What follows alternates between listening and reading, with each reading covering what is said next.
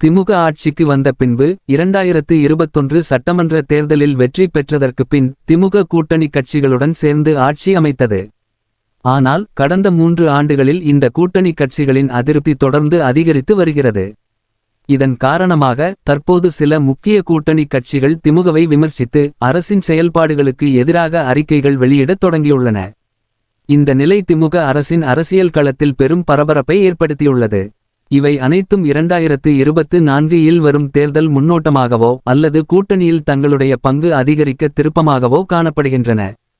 திமுக கூட்டணியின் உருவாக்கம் 2021 சட்டமன்ற தேர்தலில் திமுக வெற்றி பெற்றபோது திமுக காங்கிரஸ், மதிமுக, விசிக, மார்க்சிஸ்ட் கம்யூனிஸ்ட் கட்சி, இந்திய கம்யூனிஸ்ட் கட்சி, தமிழகம் வாழ்வுரிமை கட்சி, மனிதநேய மக்கள் கட்சி போன்ற கட்சிகளுடன் கூட்டணி அமைத்து தமக்கென ஒரு பெரிய கூட்டணி அணி உருவாக்கி போட்டியிடியது.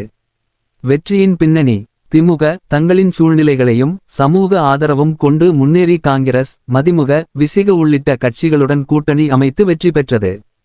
இந்த வெற்றியில் திமுகவை ஆதரித்த கூட்டணி கட்சிகள் திமுக ஆட்சியின் கீழ் வெற்றிகரமாக சட்டமன்றம் சென்று விட்டனர். தயவின் மற்றும் உதவியின் பயன்கள்: திமுகவின் உதவியாலும் தொழில்முறை ஆதரவாலும் கூட்டணி கட்சிகளின் வேட்பாளர்கள் வெற்றி பெற்றனர். கடந்த 3 ஆண்டுகளில் திமுகவின் ஆட்சியில் பல்வேறு நடவடிக்கைகள் மூலம் கூட்டணி கட்சிகளின் ஆதரவு நிலையானது. கூட்டணி கட்சிகளின் அதிருப்தி: திமுக ஆட்சியின் 3வது ஆண்டு முடிவடையும் நிலையில் கூட்டணி கட்சிகள் தங்களுடைய கோரிக்கைகளை முன்வைத்து திமுக அரசுக்கு எதிராக வெவ்வேறு முறைகளில் நிலைப்பாடுகளை தெளிவுபடுத்தியுள்ளன.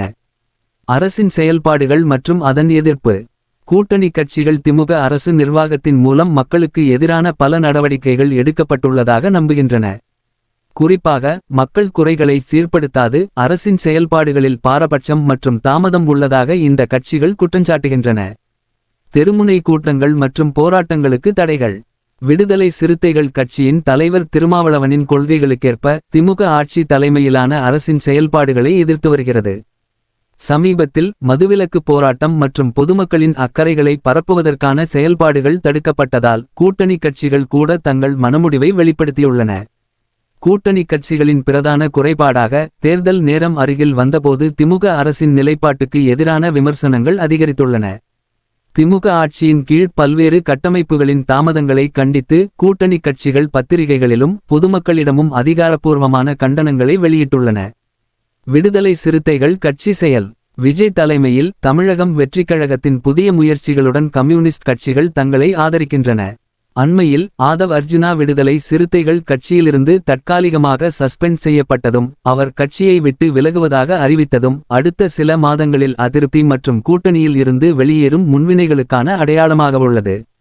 கம்யூனிஸ்ட் கட்சிகளின் வலுவான விமர்சனம்: மார்க்சிஸ்ட் கம்யூனிஸ்ட் மற்றும் இந்திய கம்யூனிஸ்ட் கட்சிகள் திமுக ஆட்சியின் செயல்பாடுகளை அதிகரித்து விமர்சிக்கின்றன.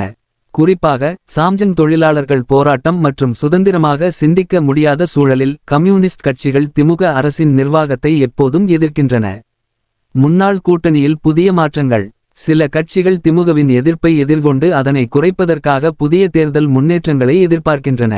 கூட்டணியின் உறுப்பினர்கள் தனி நிலைப்படுத்தும் முயற்சியில் தங்களின் பங்குகளை அதிகரிக்க விரும்புகின்றனர்.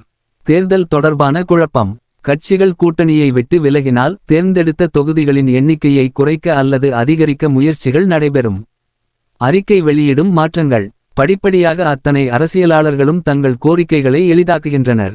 அரசியல் முன்னேற்றம் மற்றும் மக்களுக்கான பாதையை உருவாக்குவது பொதுவாக எளிதாக்கும். தேர்தல் நேரத்தில் ஏற்படும் மாற்றங்களின் அடிப்படையில் தமிழக அரசியலில் புதிய பரிமாணங்கள் ஏற்படும்.